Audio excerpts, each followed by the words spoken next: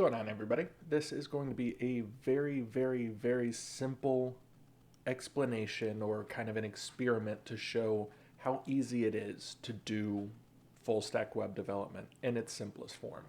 So we're going to be creating a scraping dashboard, and that sounds fancy and it can be fancy, but what we're actually going to be doing is a lot simpler. We're basically going to create a front-end web application that displays some data and allows us to update that data in a certain way.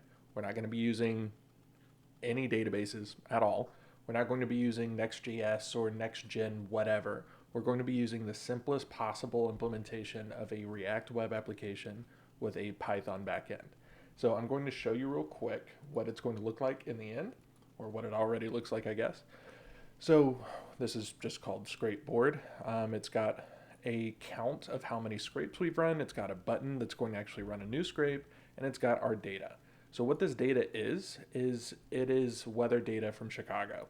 And we're pulling weather data from the Open Weather Map API, and we're displaying some of that data here. So we've got temperature, we've got the general description of what the weather is like in Chicago. Chicago is completely random. I just chose it because, it's a big city. So it's got a general description of the actual weather at that point in time, and it's got a timestamp. So like I said, very simple data. If this looks familiar, it may be because you've already watched my React web app organization video. I'll link to that up in the top. It's basically like an explanation of how this whole web app is structured on the front end. In this video, we're going to go a little bit more into how the web application works and less about how it's organized. And we're also going to explain the back end a little bit as well. So let's open up our code. I've already obviously got the application running. And let's walk through our backend first. So I'll close out of our front end code. Let's look at our backend. So we've got our data.json. This is going to be a stand-in for a database. We're not going to be using databases here. We're just going to be dumping all of the data and reading all of the data from a JSON file. Like I said, the simplest possible implementation of a full stack web application. So if we look at our API, this is built in FastAPI. FastAPI is a Python backend that I believe is a little bit newer than Flask, and it's a lot faster. I've already broken down kind of a benchmark in a blog post that I'll link in the description, and I've kind of run through FastAPI and how it works, but I will give a brief explanation of how it works in here as well. We're also using the request library to make requests to the Open Weather Map API, and we're using .env to pull our API key from our .env file. Now, I accidentally pushed the .env file to GitHub once. I killed that API key, but just kind of like a simple lesson to learn. Even if you're using .env files, make sure those .env files are included in your .getignore file so that you don't push sensitive stuff to GitHub. So this right here is just dealing with core stuff.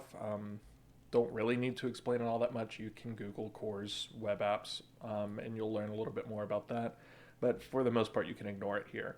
We're just basically setting up our FastAPI app here.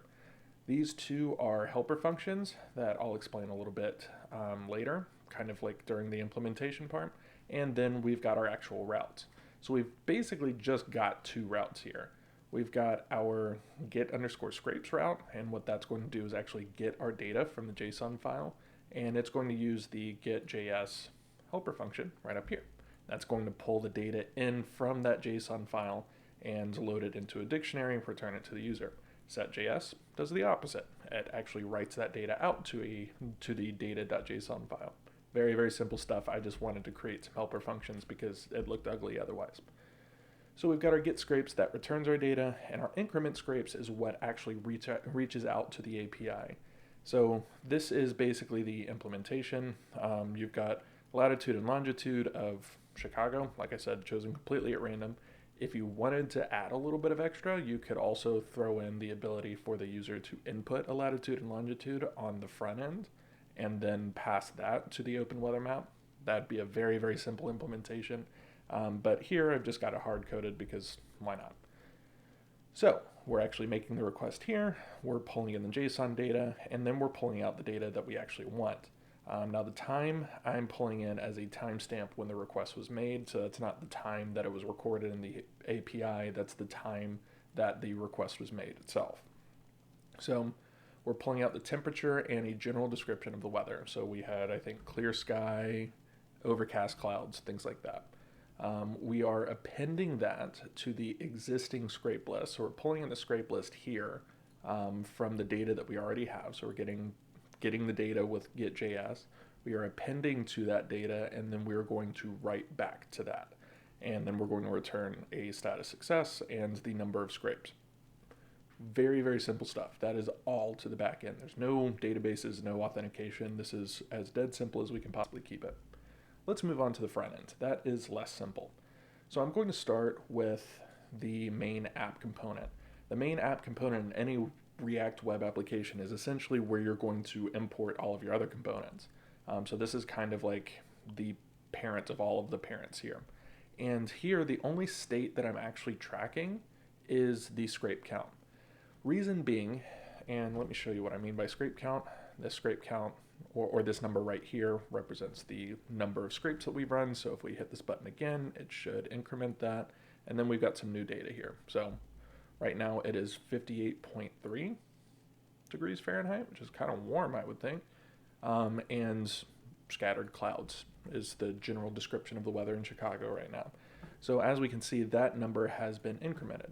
Basically, what happens when that counter is incremented is it tells the scrape table, which is all of the data right here, hey, we have incremented that scrape count. You need to reach out and grab more data. Now, all of the purists, or not the purists, the people who actually write good web applications know that that is not a great way to implement this, because essentially I'm calling the backend twice here. I'm calling the backend once to actually like increment the data, and then I'm calling it again to actually get the data.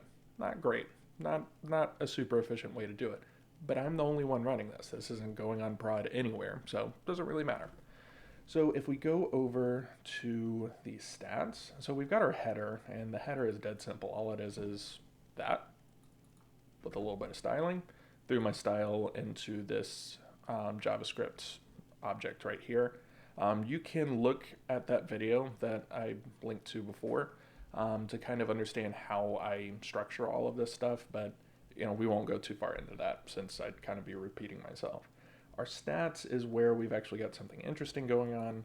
So we've got, let's look at our actual UI here. We're actually showing that scrape count. So the scrape count is being pulled into the props from the app component. So we are passing in that scrape count right there, and we're passing in the setter function for that scrape count. So if we go back to our stats component, we've got every time the scrape count is, that's the right one. Every time the scrape count is actually like incremented, then we're going to go and get the data. And this setter is actually going to be what sets the scrape count itself. So we're going to display that scrape count. Then we are going to create this button with the clicker function. That is going to be what actually calls that increment scrapes function. Now the functionality itself is within this servicer is what I call it.